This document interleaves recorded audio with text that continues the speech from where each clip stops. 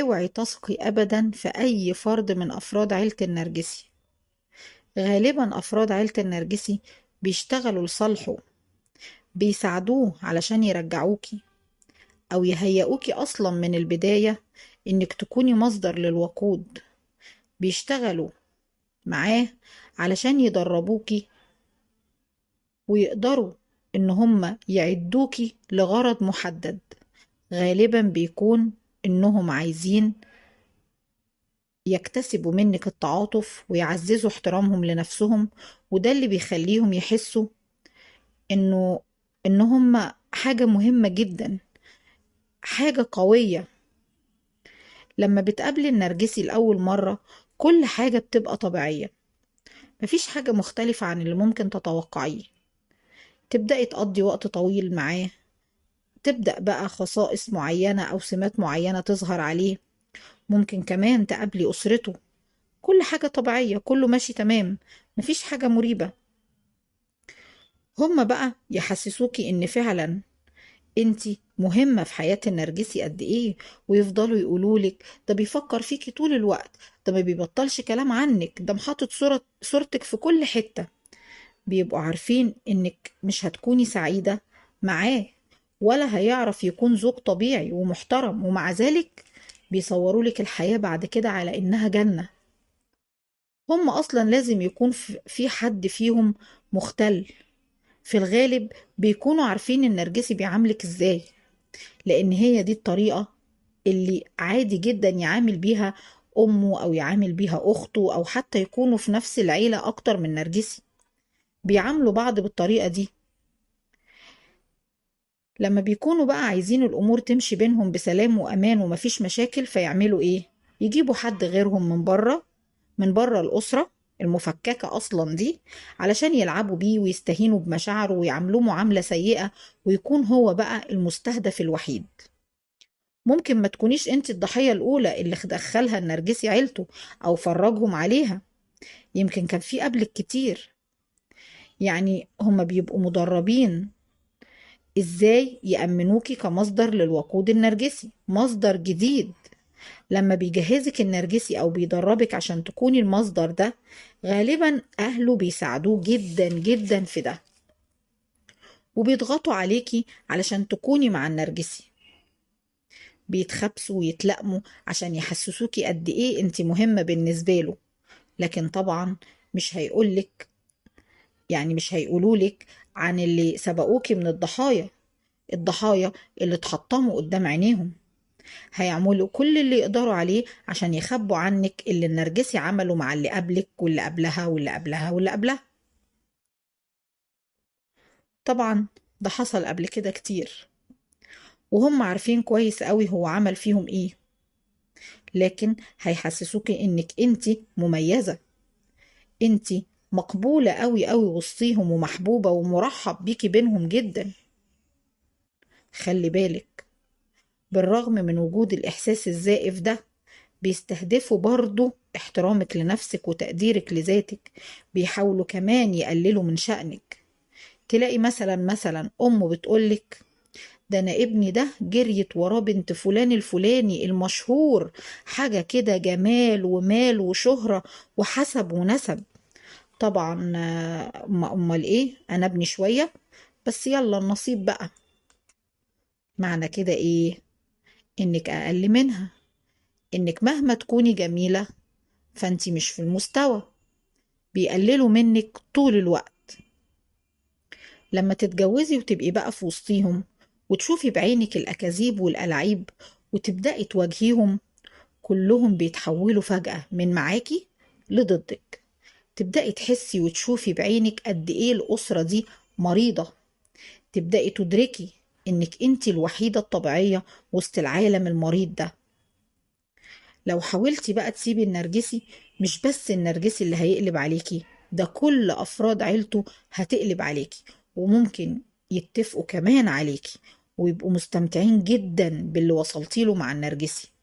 حاجة بتمتعهم وبتسليهم، بيفرحوا قوي وهم بيتلاعبوا بيكي وبيحطموكي. كل ده بيغذيهم، بيحسسهم ان هم عايشين. بيبقوا فريق واحد وإيد واحدة حتى في الظلم. لأنهم ناس ظالمة. اوعي تصدقي ان في واحدة او واحد منهم ممكن يتعاطف معاكي او يقف جنبك. ابدا ابدا.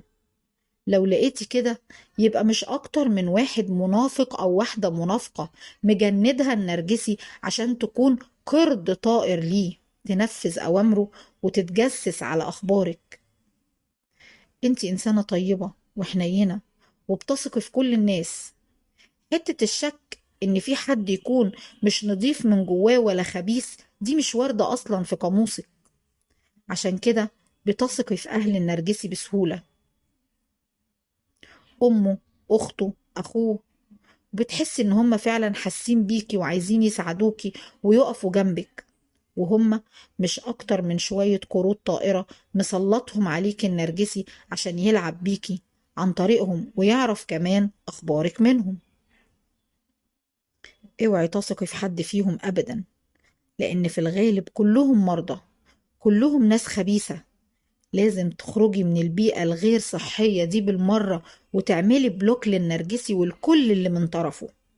مفيش حد منهم هيقف معاكي، مستحيل هيقفوا معاكي ضد النرجسي، بالعكس هيقفوا جنب بعض لأنهم اتعودوا على كده، اتعودوا على الظلم وعدم مراعاة ربنا. هيتفقوا عليكي عشان يربكوكي ويحسسوكي بعدم الثقة في نفسك، ويحسسوكي انك انتي اللي غلط، انتي اللي ما تستهليش ابنهم، انتي شخص سيء. يدمروا شخصيتك، يدمروا عقلك علشان يبقى سهل عليهم يتحكموا فيكي، سهل عليهم يستغلوا طاقتك. مش هيهتموا أبدا بأي حاجة تقوليها، ولا هيهتموا بأولادك حتى من النرجسي، ولا هيفكروا أبدا إن دول أولادهم. ولازم حتى لو في علاقة انتهت بينك وبين ابنهم النرجسي إنهم يتحملوا مسؤولية أولادهم. أبدا.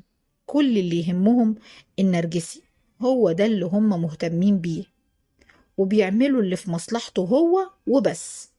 عارفين كويس قوي قد ايه النرجسي بيأذيكي وبيأذي أولادك، بيضربك وبيضربهم وبيمنعهم من المصروف علشان انت قررتي انك تنهي العلاقة. عارفين كل ده، عارفين انه بيذل ولاده بالفلوس، ومفيش حد فيهم يرمش له جفن زي ما بيقولوا، ولا يقولوا له انت كده غلطان. هم كل اللي يهمهم هو وبس، او هم كلهم مع بعض يبقوا ايد واحدة وفاكرين ان هو ده الصح. والمقولة الشهيرة اللي بيقولوها لما تقول لهم انتوا ازاي تقفوا معاه وانتوا عارفين انه ظالم كده، تلاقي امه او اخته تقولك بمنتهى البرود: امال عايزة ايه؟ نقف معاكي ضد ابننا؟ لا طبعا، انصر اخاك ظالما او مظلوما. تخيلوا، تخيلوا، حتى الدين بيفسروه على مزاجهم وعلى هواهم. نص الحديث بتاع الرسول عليه الصلاة والسلام: انصر أخاك ظالما أو مظلوما. قيل: أنصره مظلوما فكيف أنصره ظالما يا رسول الله؟ قال: بألا تعينوا على ظلمه. هم بقى فاهمين الدنيا غلط. انصره ظالما أو مظلوما، ما شاء الله، ننصره في كل الأحوال ونقف جنبه في كل الأحوال. بياخدوا من الدين اللي على مزاجهم. عارفين كده ولا تقربوا الصلاة؟ ربنا قال ولا تقربوا الصلاة. طب ما تكملوا الآية، ما تكملوا الآية، ما ربنا قال ولا تقربوا الصلاة وأنتم سكارى. ولا أنتوا بتاخدوا من الدين اللي على مزاجكم؟ عشان كده بقولك اوعي تثقي في أي حد من عيلة النرجسي، اوعي تنخدعي بالنفاق اللي بيعاملوكي بيه، اوعي تصدقي إنهم ممكن ينصروكي على ابنهم أو أخوهم. عمرهم ما هيحسوا بيكي ولا هتصعبي عليهم، ولا هيقدروا قد ايه انت استحملتي النرجسي وعشتي معاه في قهر وظلم وعذاب. بيقولوا بينهم وبين بعض طالما هي استحملت ورضيت يبقى هي بتحب كده. هي رضيت تتهان كذا مرة، رضيت يتداس عليها، فكلنا ممكن ندوس عليها عادي جدا. عشان كده لما هتقرري تقطعي العلاقة وتمشي وتسيبي النرجسي، عمرهم ما هيهتموا بيكي ولا هيحسسوكي انهم هيرعوكي او يرعوا اولادك او يحسسوكي باي دعم مادي او معنوي. بالعكس، دول هيشوفوها لسه فرصة انهم يتلاعبوا بيكي ويستفيدوا من الموقف كويس قوي. هما ما عندهمش اي تعاطف.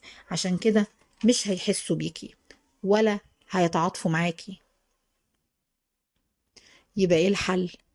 الحل انك طالما قررتي تقطعي العلاقة مع نرجسي، يبقى تقطعي العلاقة مع كل اهله، بلوك لكل الناس اللي هو من طرفهم او هم من طرفه، لانك عايزة تنهي التلاعب اللي بيتم عليكي سواء منه او من حد من عيلته. لازم تبقي فاهمة انه بيجندهم وبيسخرهم علشان يوصلوا لك ويعرفوا اخبارك ويتلاعب بيكي من ناحيتهم. فلنفرض ان انت عامله له هو شخصيا بلوك ومش عايزة تتكلمي معاه ولا عايزة تدخلي معاه في جدال، هيروح باعت لك واحدة من اخواته، من امه مثلا، اي حد يحس ان هو قريب منك وانت شوية بتحبيه، ويبدأ يتلاعب بيكي من خلاله، يوصل لك اخبار عنه، يخليكي تغيري، يخليكي يبعت لك مثلا كلام مش صحيح، فانت تتوتري وتبتدي تبرري وتبتدي تشرحي وتحلفي وتقولي انتوا ازاي مصدقين وانتوا ازاي، وهو طبعا مبسوط جدا جدا. ما تستبعديش ابدا ابدا انه ممكن يكونوا اخواته بيتلاعبوا بيكي هم كمان. عشان كده بقولك ما تثقيش في حد من اهل النرجسي ابدا. خلي ثقتك في نفسك، في ربنا سبحانه وتعالى اولا وفي نفسك ثانيا. يا رب ان شاء الله يبعدكم عن كل شر، لان هم كل الشر. واشوفكم الحلقة الجاية.